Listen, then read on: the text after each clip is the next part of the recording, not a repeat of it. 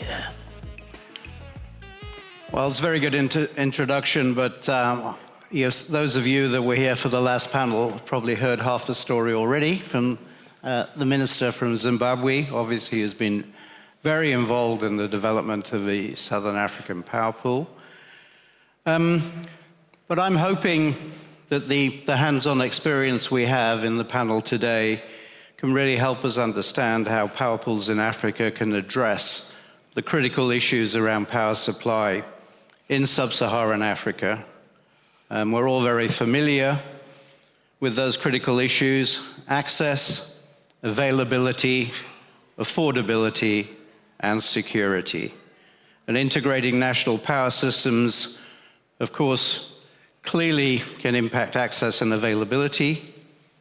Being able to optimize power systems across a broader scale of generation and transmission should make power more affordable, but I think the security issues still remain potentially not a barrier, but an obstacle.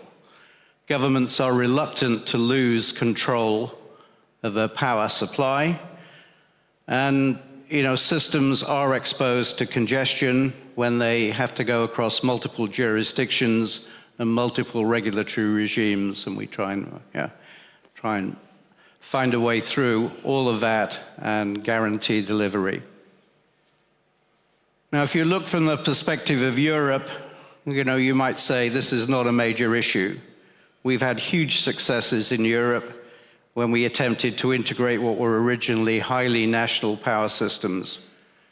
We went from the first market coupling in Northwest Europe between 5 countries to full liquid trading capability, virtually fully west to east across Europe within 5 years. That's what we were able to achieve. The churn factor, which is a measure of trading liquidity in Europe now, we kick these systems off such that about 10% of power deliveries were able to be traded through these systems. Our churn factors typically are well over 100%. We get multiple trading of power and highly, highly liquid capabilities there. Now, still issues on security. I mean, you're all familiar with what happened in Iberia a few months ago, and we lost the whole system, and the interconnections between Spain and France and Spain and Portugal broke down. Interesting from an African context, of course, that it was the interconnector from Morocco, a Moroccan supply, that came partly to the rescue to help a faster startup and faster recovery in the Iberian system. But even in the most advanced African power pool, the Southern African power pool is still essentially dominated by long-term bilateral supply arrangements with relatively low levels of trading liquidity in the competitive markets that they've established. And the problem seemed to be still this one of connecting individual power systems which themselves suffer from security issues and congestion. Physically, the lack of interconnector capacity, and market designs which still need to ride over or accommodate different national regulations, different national grid codes, etc. The prize, though, I think we all understand, is huge, potentially underpinning critical generation investments, linking cost-effective supply to critical needs, for instance, critical demand centers. You heard about it in the last panel. We can direct sources of supply well away from sources of demand, and critical mining operations in Central Africa can be reliably supplied. And now more than ever, I think there are a lot of new resources, upstream resources, that we're looking to develop in Africa. And gas doesn't need to be moved by pipeline. Gas can potentially, via these power pools, be moved by wire. And where we see centers of renewable capability, for instance, in the Northern Cape here, very high resources, tapping into that and moving it to areas of demand, not only within South Africa in the Gauteng area, but beyond, into Zambia, potentially into DRC. That is the prize. So let's understand better, from the very experienced panel that we have here, what is needed. And, if we move first of all to what is generally recognized as by far the most advanced power pool, the Southern Africa power pool, we have Wilson. And Wilson, what are your plans for developing SAPP moving forwards? And to what extent is that addressing infrastructure, addressing markets, addressing members and players in SAPP? All right, thank you. Thank you very much, Andy, and good afternoon, everyone. Gives me pleasure to be here. So you've indicated we are the most experienced, power pool in the region. But I think then the next step is to try and make sure that we then, move on to realize the objectives of, creating SAPP in the first place. The Minister of Energy and Power Development has already touched upon how it was created in 1995. And maybe just to remind, people of why SAPP was created, we are there to try and make sure that we share in the resources that we have in the region. So with that, just to make sure there's universal electricity access and affordable power for everyone. And so we are coordinating the planning and operations of the regional grid. This includes also coordinating environmental issues, and we also operate the regional competitive market. So as we try then to move towards realizing, those objectives, which meant the establishment of the SAPP, we are looking at the challenges that we are facing today. I think if you look at our power systems in the region, the utilities, the governments have done so much, to take us to where we are today. But if you look at the developments over the past maybe a decade or more, there has been very slow growth in the electricity sector. If you look at generation as well as transmission side. And that has resulted in the load shedding, which we've seen in most countries in the region. So the focus for SAPP is to try then develop those infrastructure projects. We have the SAPP pool plan, which we issued in 2017. Yeah, it was published in 2017. We are actually working on revising that one. I think we've already received a first draft, which is a document that is public and will be available to the members of the public. But that speaks to the generation and transmission projects that will enable us to share in those resources that we have in the region. So with that, we've also then created a unit called the Project Advisory Unit, PAU, which is responsible for the preparation of these large infrastructure projects, both generation and transmission. And so that's really the next big focus. There's so much resources in the region. Even if you consider the thermal part, and the hydro that the minister spoke to, but also renewable, energy projects, the solar. South Africa, Namibia, Botswana, even Zimbabwe, for that matter, has so much potential for solar power. Gas, obviously, a few countries, and now we'll be interconnecting Tanzania, hopefully, in the next 2-3 years. And, we need a way to then move, the electrons from the generation sources to where it is needed. And so those infrastructure projects are very important. We know in the generation space, we already have sort of invited just about every country now in the region does allow for private participation, in the generation space. IPP is allowed to develop and then, sell to either the power utility or other contestable customers where applicable. And so now, what we are then trying to do also as this SAPP is to then introduce the same private sector that is very important and critical in providing scale, to the transmission space.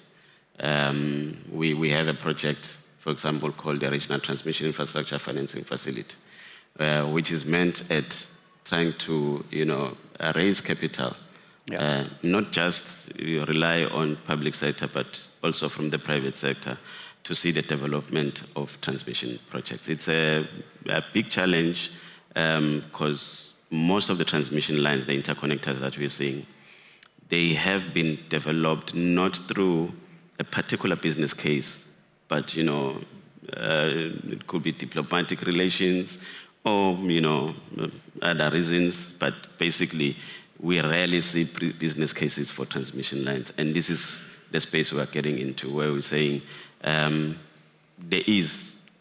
should be a business case for the development of transmission lines, and it should be possible that these projects pay for itself. So that's really the next big thing.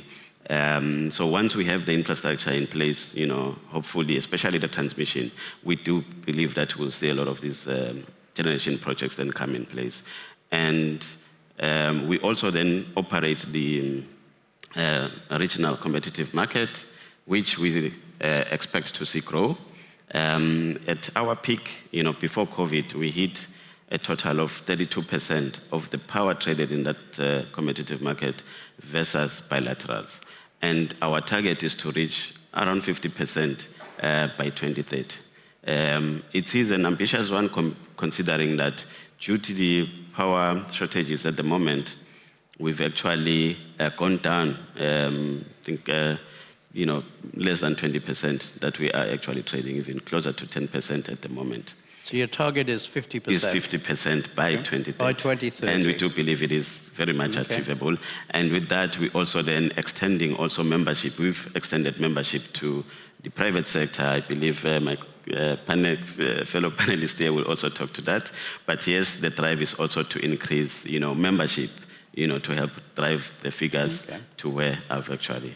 So, I heard two or three important things there, I think. One, in terms of interconnectors, getting the right commercial structure so that it can be business cases, bankability for those, and potentially, private investment moving forward into those key interconnectors as a result. In terms of attracting new players, a platform for new generation, and some of that will be through, bilateral agreements as you have at the moment, PPAs and the rest of it, but with reliable markets. But the second part is this 50% of utilization of SAPP capability through competitive markets.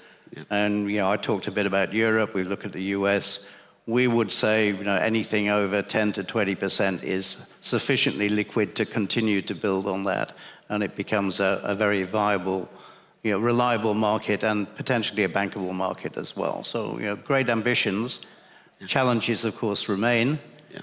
And, somebody that has, started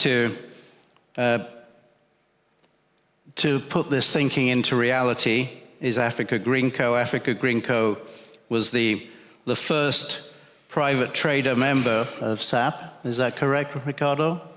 That is correct. Yeah. And still, I think it's fair to say you are the only company genuinely trading electricity interregionally anywhere in Africa. Is that that is absolutely fair correct to say? Yeah, it's a privileged position to occupy at the moment. Been a long, arduous, but rewarding journey for the company. So we literally we were laughed out of the room when we came to the SAPP and asked for membership, because the SAPP structure is mostly utilities. And initially they couldn't see the value that private sector role player or trader would bring in. But through a lot of hard work, endurance, and building relationships and partnerships with utilities in particular, we always see utilities as our biggest stakeholders. We won them over, and they could later on agree unanimously that GreenCo needs to become a member, and we were put to the test. We literally traded 5 megawatt initially, just to prove there is a business case behind this.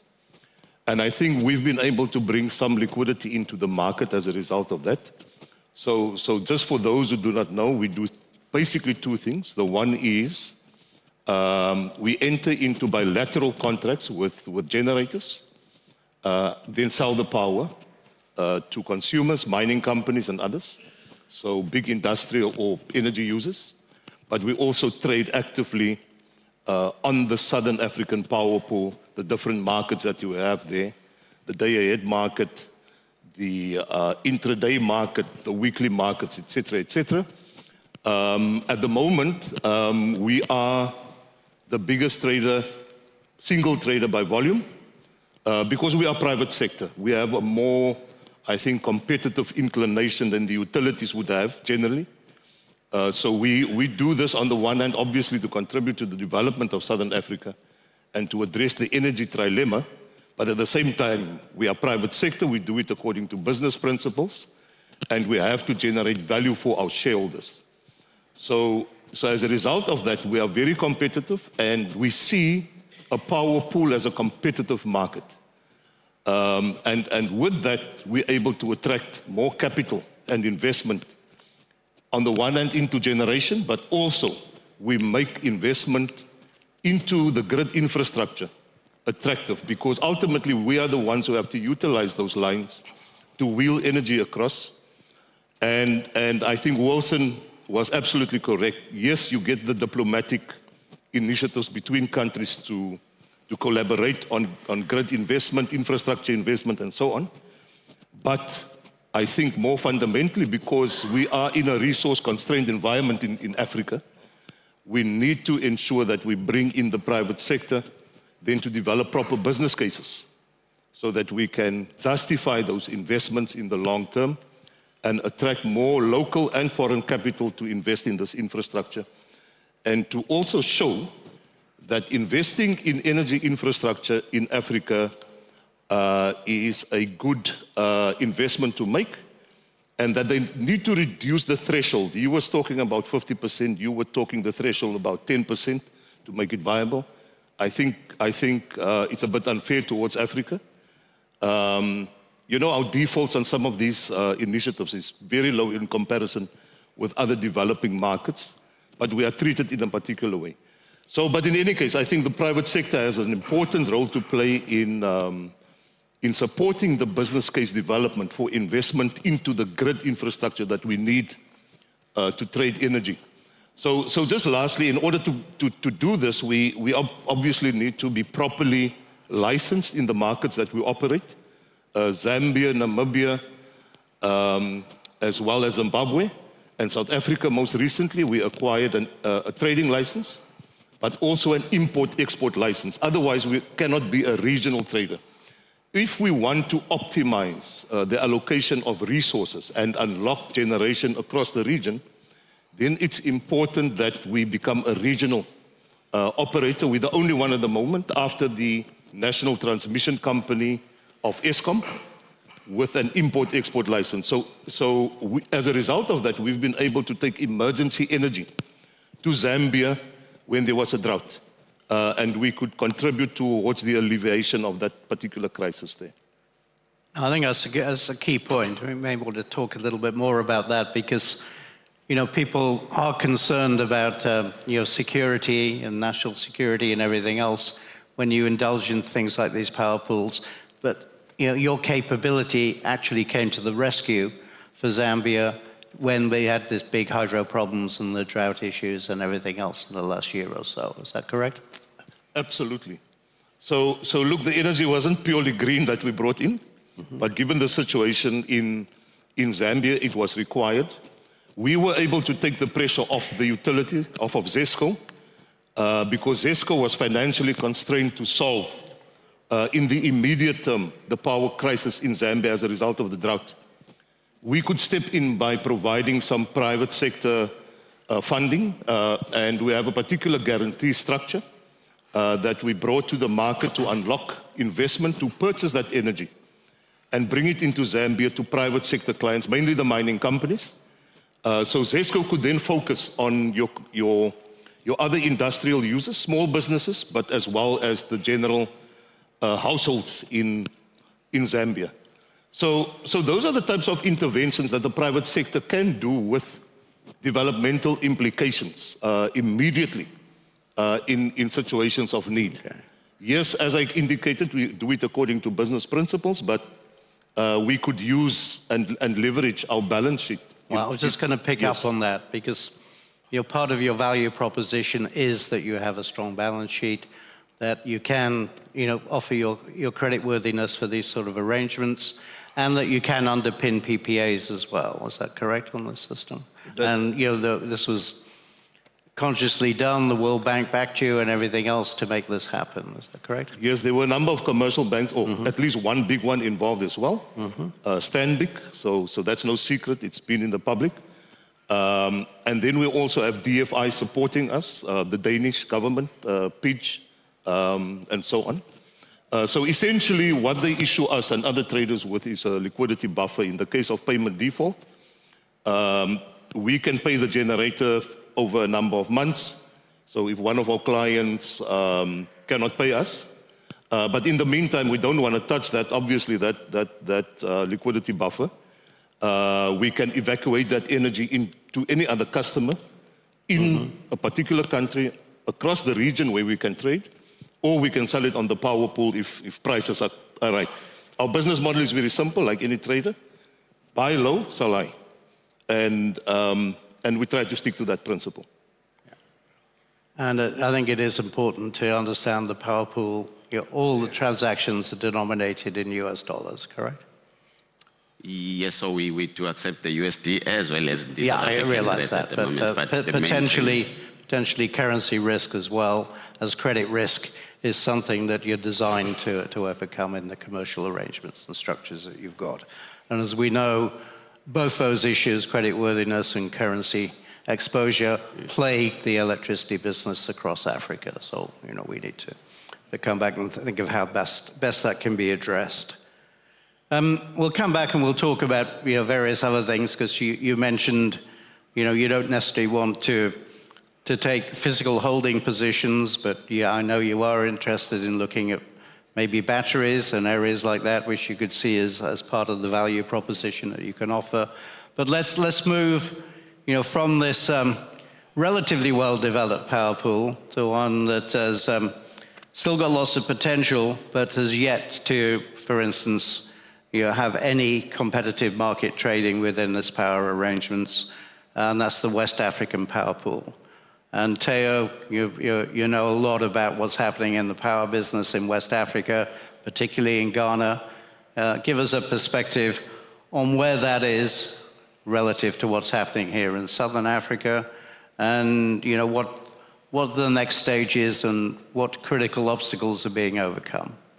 Yeah, absolutely. Thank you very much. So you're very right that the West African power pool is not as advanced or sophisticated as the Southern African power pool. Nevertheless, we're seeing quite a number of reform areas coming through, especially in terms of what governments are doing, and then to an extent what even DFIs themselves are sort of supporting with. And this is really sort of all driven with three objectives or three sort of outcomes in mind. One, the idea that they want to get more firm capacity, so more megawatts. And number two, can we get relatively cheaper tariffs to help drive industry growth and whatnot? And then the third objective being system resilience, right? So can we have enough in there to meet demand, but also to meet the reserve margins and all those other things that are needed to make the power market work. So in the context of West Africa, what is happening more, although there's the West African power pool, you have more bilateral trades with different countries. So for example, Ghana does some exports to Cote d'Ivoire, sometimes to Burkina Faso, and then every now and then to Togo and whatnot.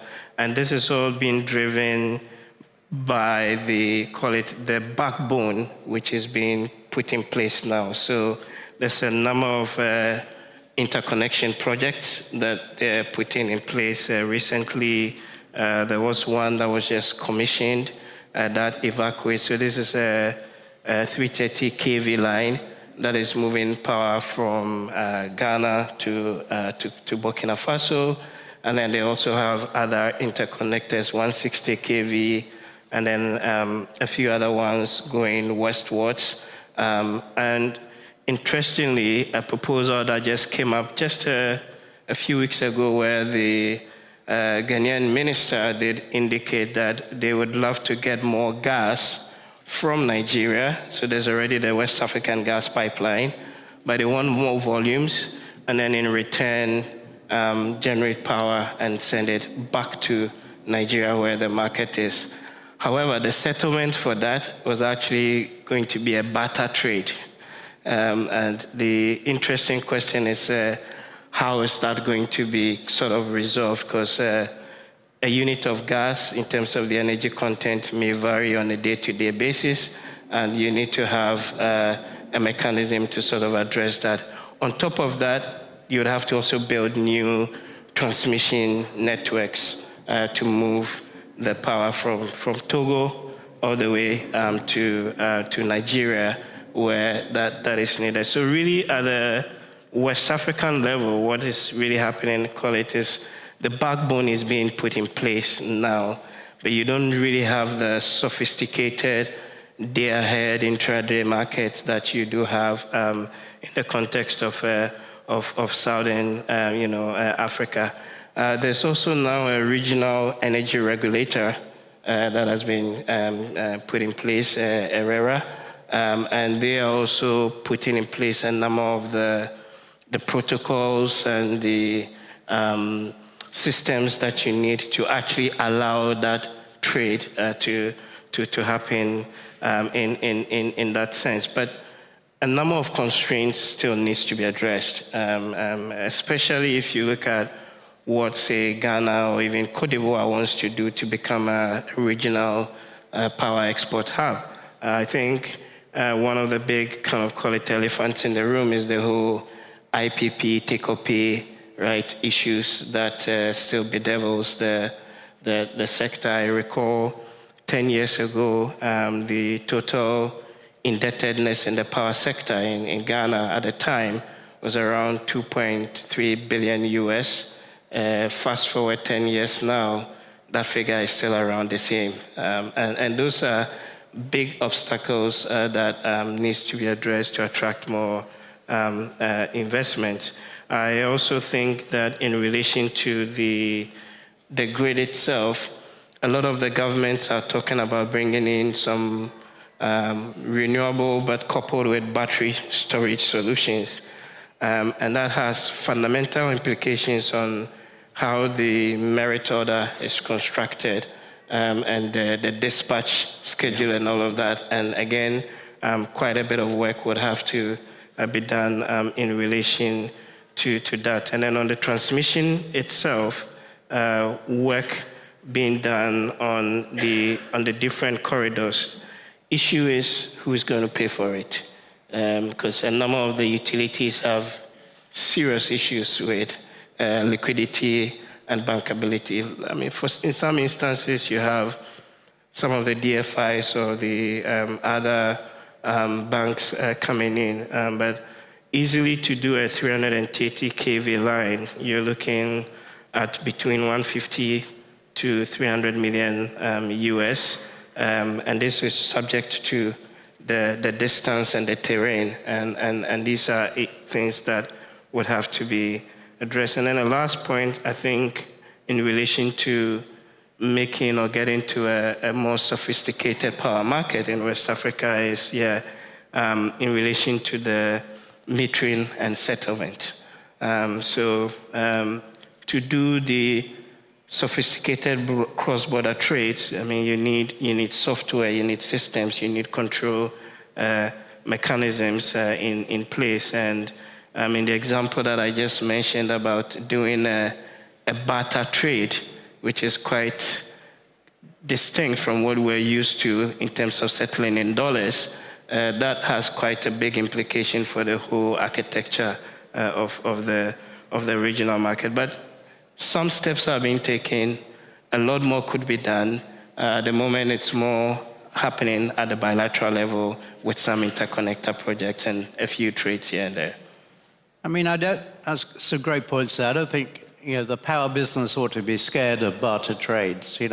Tolling deals are well established in most countries, so to do it on a cross-border basis is fine. But in the oil industry, has been built up on barter trade across the world, really, and the oil industry has become a pretty profitable business. So potentially, that prize is there for the power business. In terms of other issues, interesting to hear you've now got a regional regulator in place. Is that something that we need in Southern Africa? Oh, most definitely. And look, we've been trying to actually establish one. Some people may be aware of an entity called RERA, which at the moment is an association of the national regulators in the Southern African region. And, there is a process to try to move it to an authority rather than an association, which would purely be responsible for, cross-border trades, just to make sure that it creates the level playing field to facilitate power trade. So it is a process that is in progress, and as the SAPP, we also are trying to, push, support them in as far as we possibly can. There is a study that was done already, on how it could move from just RERA to, I think, SARERA, Southern African Regional Energy Regulators Authority, which I think there was a 5-year sort of map which would take us to that goal.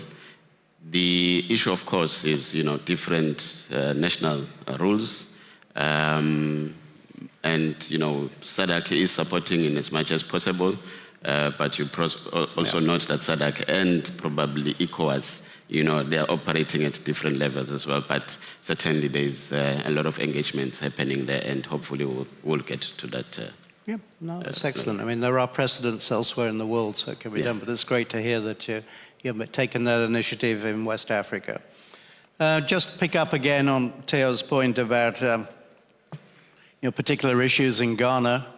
Ghana went from what we know a lot of in Southern Africa, energy shortage and load shedding, to a big program of build of new gas-fired power, and unfortunately moved into an overcapacity situation, right?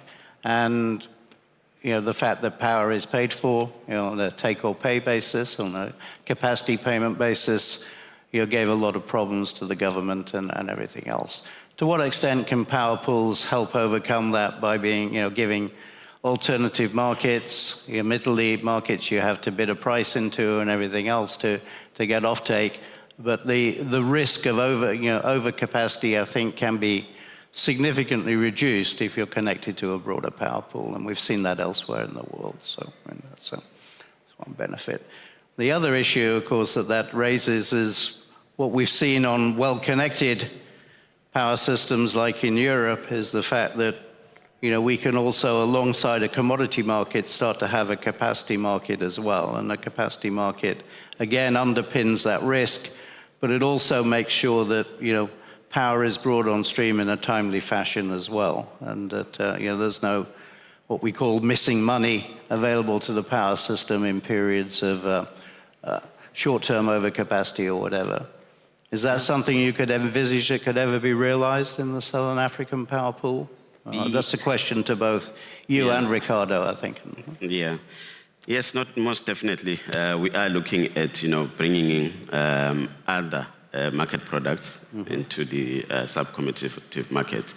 We've just commissioned a study actually to look into 4 new market products, which is the financial market, the renewable energy market, regional carbon market, as well as ancillary services market. We are having a lot of discussions around, capacity market as well, but also noting that we are operating at a regional level. We are still, early stage to try and see how we can make sure that the right person is paying, for that capacity. It's not just nationalized. It's probably easier to do it nationally, or maybe even at a point level where you've got a supranational entity like maybe the EU, but certainly we are then looking at the role of the SAPP in introducing such just to make sure that we don't find ourselves in this position for the longest of time where we are running at a deficit. But we do believe that a combination of the markets that I've talked about, the one that we believe is almost probably, hopefully, ready to come into market is the electricity financial markets, which we believe it will provide, the support that, some of the entities, the traders that we're seeing, the IPPs, to just get some hedging, price hedging going into the future. So Ricardo, why don't we just pick up on that? Green certificates and trading RECs and possibly even accreditation under IREX schemes and things like that. Is that something you can imagine that we can take on in SAPP and that can become a reality pretty quickly? Certainly, I think we are moving in that direction, as Wilson indicated. And I think it brings another dimension into bringing in liquidity into the market, where that can be used as leverage to bring more capital into and investment into generation, as well as into the infrastructure. So these are all instruments that we need to have in place. But what we would encourage is other private sector participants to also join in. I think it's a bit unfortunate and lopsided that GreenCo is the only private sector trader actively trading on the power pool. We need strong counterparties in order to ensure that there is price discovery, proper price discovery, and that the region sees the benefits of the power pool. We need to expand the power pool, not only in terms of products, but the volumes as well. So it just goes back to the issue of grid. And the minister previously, I think he stole our thunder in a way, because there's a big discussion about grid capacity, without which we cannot be more efficient and effective and expand the SAPP, for example. They're sitting with the same problem. East Africa is sitting with the same problem, and others as well. So I think the key becomes how do we start unlocking that investment into infrastructure, but also to build capacity to trade, to ensure there are counterparties that can trade, and as a result of that, we become more competitive. The speaker from Anglo-American, he emphasized that earlier. So I see that is where we should be going with all of this, and it shouldn't be just reliant on utilities trading amongst one another. There should be other active participants. There should be a number of traders in Zambia, in South Africa, then the cross-border ones, etc., etc. So that is what we need to expand in order to make everything more viable. Well, a lot of developed markets have this, but, SAPP, you tried to introduce, for instance, a balancing within a day balancing market, and it's not really taken off. Is that the case? Even though, a lot of utilities need that capability, they need a number of other ancillary, market support mechanisms, and why are they not calling for those markets and making more use of them? Yeah, so some of the challenges relate to maybe issues around existing agreements. Sometimes it could be issues of regulations and all. You will note that in SAPP, for example, we've actually allowed for IPPs to join the SAPP, but also large power users, as long as they have a capacity of at least 5 megawatts. That's the starting point. It is not cast in stone. It's something that we'll probably review going forward to try and reduce, maybe to see, more members come in. But that is the case at the moment. And in terms of our membership... They can only offer demand, right? They can't offer curtailment. They can only offer demand. Yeah. But yeah, and I'm getting to exactly that point. Okay. That even though we've actually opened up, for also large power users, but in our membership, 25 members at the moment, 12 national power utilities, 6 operating members, and the rest are market participants, where GreenCo falls under. We don't have a large power user. It's all on the generation side, except the utilities will also provide demand. Now, when you talk of these issues, ancillary services, that's when we need then also the large power users to also take part in. So similarly, in the issue of the balancing market, there may be other players who are willing, who could be ready to take part in, but they, at the moment, because of the regulatory environment in the different countries, it is not easy for them to join. But we are seeing some changes. I mean, Namibia has already opened up a bit. Some of the demand can actually acquire up to a certain percentage. I think it's about 30% from outside the border. So hopefully we'll see a bit more players come in, because in this stage that we are in, deficit stage, we don't really have a lot of options for players to then provide the balancing power that is needed. Yeah. Oh, that's great.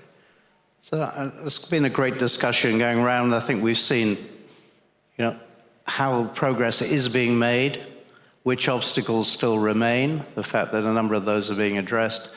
But if we were to look at not just each individual power pool, if we were to look at, connecting Africa, what would you see as the key major move that can make that a reality? Let's start off with you, Theo, if we would. Bring in North Africa, bring in East Africa, bring in Central Africa as well. I think that's what we've talked about today. Yeah, interestingly, I think there's one map out there that shows all the different power projects, and I hope, I was saying before we came on stage, in my lifetime, we can get to realize all of those. But I think the point really from some sort of where I come from is the issue of sequencing is really, really key. And that's one of the biggest lessons I have seen probably over the last 10 years, that especially if you want to do both national and regional projects, we need to think, okay, not just in terms of capacity, but when do they come on board? Who is going to provide the money to actually finance that project, and all the other issues that we've discussed about liquidity, off-taker risks, and related matters. Because clearly, I think there's quite capacity for expanding the generation, but importantly, we don't pay enough attention to the distribution and the transmission side of how to actually evacuate that power to the markets that are needed. And I think at a regional level and even country level, some countries are pushing also to use more of the auctions that have worked very successfully, like in Southern Africa, and a number of West African countries are thinking the same. And then bilaterally, you have these new proposed pipelines and network systems that would be able to evacuate But sequencing power. is important, right? And we don't bite off too much at any one stage. Absolutely, and the policy priorities. Learn from the successes, for instance, of what's been achieved here in Southern Africa. Ricardo, I'm sure you'd like to trade beyond your current boundaries and think about Mozambique and Tanzania and everything else. Yeah, tell us how it can be achieved. Our ultimate ambition is to operate across the continent in all power pools. But I do not know about my lifetime, but having a single energy market across the continent where the barriers are very low, I think some of the critical success factors are already in place or emerging. But I do agree with Theo that step by step, get the sequencing right. But one of the critical things is strong leadership, regional leadership from particular countries that are powerful in a regional context. We need them to bring that muscle to the table to attract the capital and the interest as well. And then obviously that collaboration that is required between all those other parties. Power pools is a form of regional integration. Yep. And integration can only work if there's collaboration. So it shouldn't be about national pride. I think the whole idea is about the sharing of resources. That's why we're pooling. Well, as you know, banks like the Afrexim Bank, on behalf of the African Union, are starting to put, funding capability to do this joining up. So maybe we can leverage that, assuming we have, bankable commercial structures which will attract the necessary private finance along with the limited government finance. Wilson, the last word is yours. What is necessary? What would you like to see? And how do you grow your empire? Yeah, so we started discussions a long time ago already with the East African Power Pool. We already have a cooperation agreement coordination unit that's working together, with the construction of Tanzania-Zambia line. That will see the two power pools interconnected. We also have, identified the countries, DRC also connected to East, South, but also the Central. Angola also connected to Central. So that's the gateway that we've identified to the other power pools, and most definitely we've started engaging on the technical side of things. This will be a big power grid. If you look at it. So we need to know what exactly will happen the moment you switch on the breaker. And also issues around market coupling now. We've also already started, discussing those issues. And we also are very much involved in the AU, African, single electricity market, and the continental master plan, power master plan. So it's discussions that are already there, and the SAPP, we have positioning ourselves, to ensure that we align with those ambitions. There's a big notice here that says time's up, but time is not up for interconnecting Africa, very definitely, and we've heard a lot of fascinating insights into how that can be developed and potentially expedited. So thank you so much, Wilson, Ricardo, Theo, for your insights today, and can we thank the panel?